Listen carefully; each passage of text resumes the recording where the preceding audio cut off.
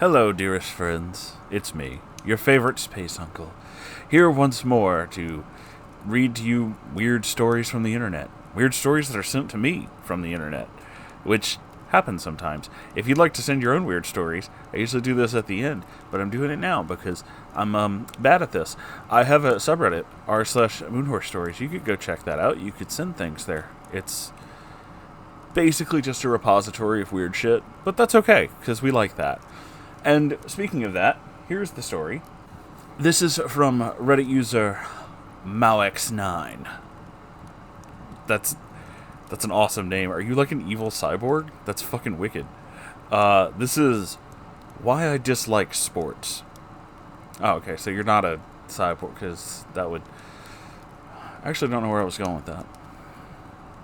Anyway, here we go. Let's begin.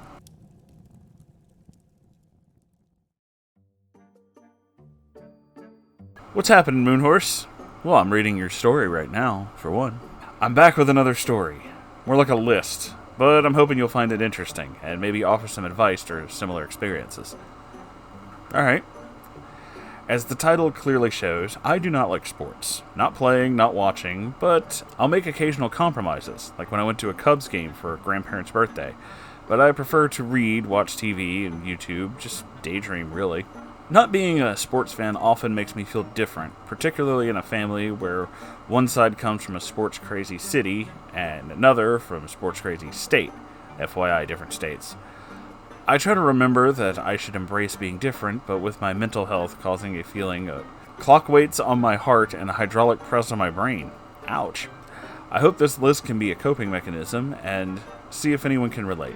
Number 1. The idea of sports bringing people together really doesn't work for me, since I may be together with a certain group, but we have isolated ourselves and othered the opponent. Closing myself off from opponents is like being in one mafia crime family trying to screw over another mafia crime family. The sense of over-tight togetherness plus isolation from other teams dehumanizes them and gives me a feeling of being a monk's compound away from the world. Meanwhile, the other team is a rival team of monks in a compound. It causes a weird lonely sensation, even with people I love, and even if I haven't met the other team. I can't say I've known anything like that. Like, I'm not a huge sports fan, but I like my Saints, but that's about it. No, man, I mean, like, anybody who takes it that seriously isn't fun to hang out with, and even, like, actual sports fans will tell you that. Like, the guy who takes it way too seriously isn't fun. Nobody likes to hang out with him. He's like a dick. It's just a game. I mean, yeah, we mess with each other, you know. Saints fans think that Atlanta is the worst, them dirty birds and whatnot, and yeah, but it's all in good fun. We don't actually hate people from Atlanta. That's a little extreme. Number 2, playing Youth League. I just treated it like something to get through, like a chore, a day-to-day checklist. My tendency to zone out and being shocked that people could be passionate about practicing for more than an hour, i.e. club teams, ensured that my interest in sports really did not exist. Man. Being pushed into a sports team when you're younger and you really just are not into it is the worst. It can sour your attitude towards everything, and it's not fun. So that I can agree with you. If you're really into it and you want to do those things, then yeah, that's fun. But if you're not, it's really like, it feels like a punishment, you know? Like, so no, I totally feel that. I definitely remember having to do that shit when I was younger. Number 3.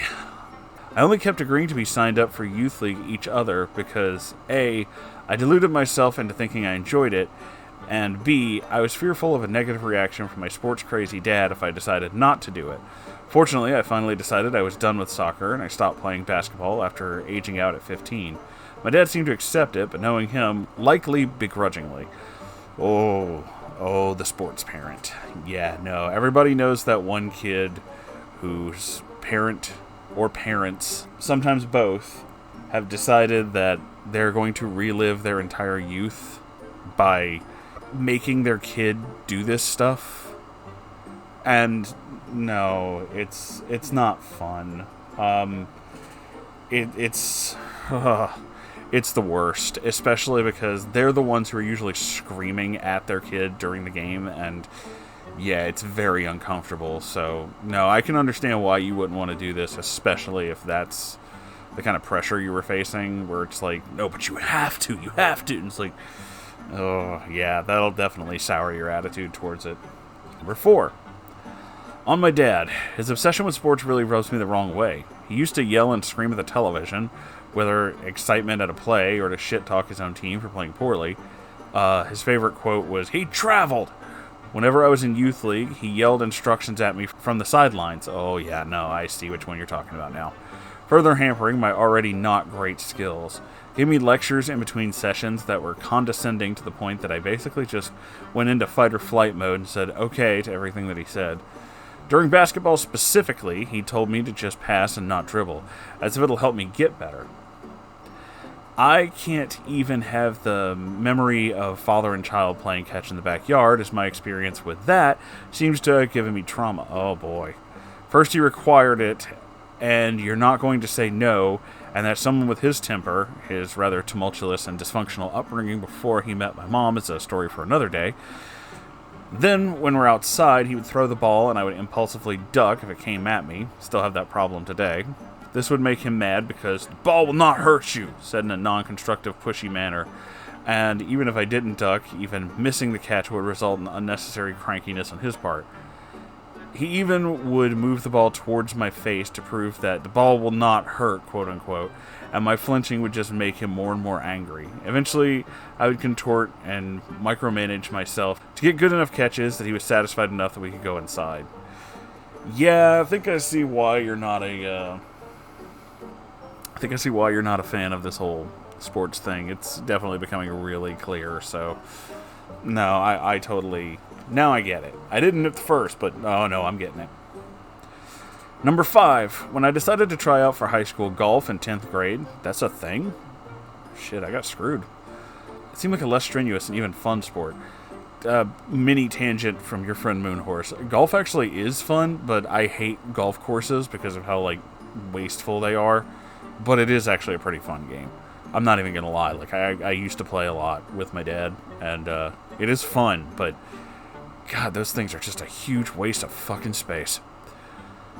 My dad struck again with his terrible teaching tactics, including non-constructive ways to tell me to practice and being pushy when I wasn't doing something correctly, whether we were in the front yard or at the country club golf course. Interest was lost. I can understand that, yeah. And number 6, there's a specific negative feeling that I get when a family member who is otherwise awesome and calm become Mr. Hyde and turn crazy and nutty when they watch a sports game. And when even typically bookish and nerdy people show a love of sports, my disinterest makes me feel like an anomaly and outsider. Their temporary Mr. Hyde transformation aids in this, and even makes me feel like my dad is being validated, or as if they have artificially turned into his negative traits. Yeesh. Okay. There's a lot to go into with that one. We'll wait till the end. I don't want to ramble on for too long, but these are the big reasons I have a big dislike for sports, not a simple disinterest. The feeling of being an outsider and dealing with my dad's BS hasn't left a good taste in my mouth. Like I said at the beginning, does anyone relate? Advice? Thoughts? I continue to think my weird mental health issues while I'm trying to figure out play a part in this. Good night, everyone.